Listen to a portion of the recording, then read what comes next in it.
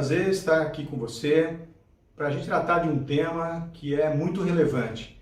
É o apego do fundador, a dificuldade que ele tem em passar os negócios, em centralizar demais os negócios e com isso criar muita dificuldade para o sucesso futuro da organização, inclusive para os planos de sucessão. Nós vamos explorar 3 aspectos. Primeiro, o porquê é tão difícil, o porquê que acontece essa centralização. Segundo, o que fazer para sobrepujar essa centralização, esse papel do fundador, de dificuldade da sucessão. E terceiro, como fazer para implantar essa solução. São essas três etapas que nós vamos explorar hoje aqui nesse nosso bate-papo. O primeiro aspecto, por que é tão difícil, está relacionado muito com a questão desse fundador ser ele um empreendedor. Ele, na maioria dos casos, quando a gente tem negócios que tem um fundador, que normalmente também é o presidente do negócio, ele foi empreendedor inicial, aquele que começou o negócio do zero. Existem vários tipos de negócios em empresas de capital fechado. Tem aqueles negócios que são familiares, outros que são multifamiliares, e tem outros ainda que são multissocietários, vários sócios juntos numa empresa de capital fechado. No caso específico desse fundador, que também é o CEO, a dificuldade é porque ele começou como empreendedor e ele naturalmente centralizou todos os aspectos do negócio, da organização. Porque assim ela foi para frente. Foi com o olho do dono, né, entre aspas, vamos colocar aqui, que o peixe engordou. Então ele se acostumou com isso e de alguma forma gostou disso, né? Então, a primeira coisa dessa dificuldade, porque é tão difícil fazer uma sucessão, ou então esse fracasso ao longo prazo de uma organização que fica só com o seu empreendedor inicial, o primeiro grande ponto dessa dificuldade é porque ele foi empreendedor e, ao mesmo tempo, ele começou a cuidar dos negócios com muito carinho e gostou disso. Daí vem a questão. Para poder superar essa dificuldade, é preciso entender que essa empresa que tem um fundador, um empreendedor que também é o presidente, precisa ser cuidada sobre 2 aspectos. É necessário olhar essa empresa sobre 2 grandes aspectos. O aspecto do criador e o aspecto da criatura. Então é importante ver o seguinte, há 2 chaves para virar para esse empreendedor. Primeiro ele tem que virar a chave de empreendedor para empresário. Ele precisa sair daquela função muito no dia a dia, de tocar a organização, para começar a olhar ela sob uma perspectiva mais holística, sair daquelas atividades do dia a dia e ver o todo. E ao mesmo tempo começar a delegar mais, começar a ter pessoas que vão cuidar de áreas específicas. Essa é a primeira chave. Mas há uma segunda chave para não cair na falácia de que esse negócio pode acabar falindo ou não se continuando no longo prazo. Essa segunda chave é a mudança desse empresário para acionista. Essa é uma chave muito importante. Porque ao mudar de empresário, aquele que está tendo a visão holística, que vê o todo, para acionista, ele começa a se preocupar com o negócio, ele começa a se preocupar com a direção e o controle da sua organização, e não com a direção e o controle dos seus negócios. E aí vem a segunda questão. O que fazer, o que nós consideramos mais eficaz para mudar esse estado, para alterar essa situação desse empreendedor, desse fundador que é presidente, centralizador? Bom, o que nós achamos uma solução de mercado extremamente eficaz é a implantação de um conselho consultivo nessa empresa, ainda com a presença desse fundador. Por que ela é extremamente eficaz? Porque isso vai fazendo com que ele passe o seu negócio, comece a virar a chave de empreendedor para empresário e de empresário para acionista, acompanhando o que está acontecendo. Isso traz um conforto para ele.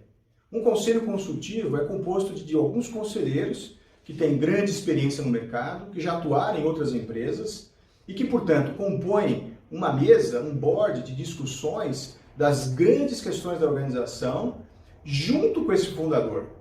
É óbvio que vai haver um processo de montagem de um conselho com as características, com os perfis dos profissionais que são necessários para o projeto da empresa naquele momento. Isso é extremamente importante.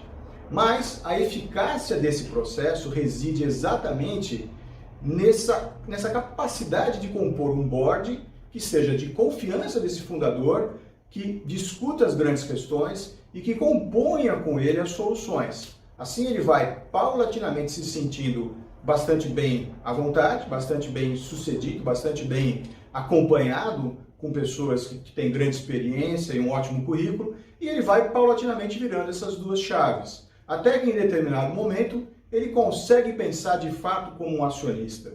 Ele consegue pensar de fato como alguém que está preocupado com a direção e o controle da sua empresa, num aspecto geral, e não com a direção e controle de cada um de seus negócios ou dos seus negócios de uma maneira geral. Ok, então conseguimos entender essas duas grandes questões. A terceira, como implantar de forma efetiva então um conselho consultivo? Ora, isso está no campo da ciência e da arte. É preciso conhecer a teoria da governança corporativa, a teoria das governanças das empresas familiares, porque o caso do fundador, ele cai sobre um caso de empresa familiar que tem apenas um familiar participando, que é o fundador, o CEO, que de alguma forma está ali ainda centralizando o negócio. Então é preciso conhecer essa governança, essa teoria, mas também é preciso compor um conselho com pessoas bastante bem qualificadas para executar essa função. E aí é que nós estamos, então, num ponto de mutação, né? Num ponto de mudança do que está acontecendo no mercado. Paulatinamente, essas empresas que têm um fundador, esse fundador começa a tomar consciência da qualidade, do resultado que traz um bom conselho consultivo. Mas ele precisa ter não só pessoas de confiança, mas pessoas que tenham experiência, que já viveram o processo empresarial em outros negócios, em outras empresas, mas que também tenham se qualificado para serem conselheiros consultivos. E aí que eu quero trazer para você um aspecto que eu acho muito importante. Há mais de 20 anos eu tenho exercido essa função de conselheiro consultivo e tenho observado que, primeiro, nem sempre os conselheiros conhecem bem o que é governança. Segundo, esses conselheiros consultivos, eles têm características, eles têm perfis que são diferentes do que é o empresário, do que é o executivo e do que é o conselheiro de administração de uma grande empresa. Por exemplo, ele precisa conhecer como gerir conflitos, porque vai lidar com conflitos internos que esse fundador, de alguma maneira, vai ter trazido para a organização. É quase favas contadas. Em 99% dos casos a gente vai ver questão de conflitos. Segundo, é preciso aprender a mentorar, a fazer um coach. Lembra-se que nós falamos no início deste vídeo que tem que cuidar do criador e da criatura. Cuidar do criador é exatamente isso, é entender as suas características, conversar, dialogar muito com ele, fazer com que ele se sinta à vontade com o processo. E cuidar da criatura é trazer a governança, é trazer princípios de governança que sejam efetivos.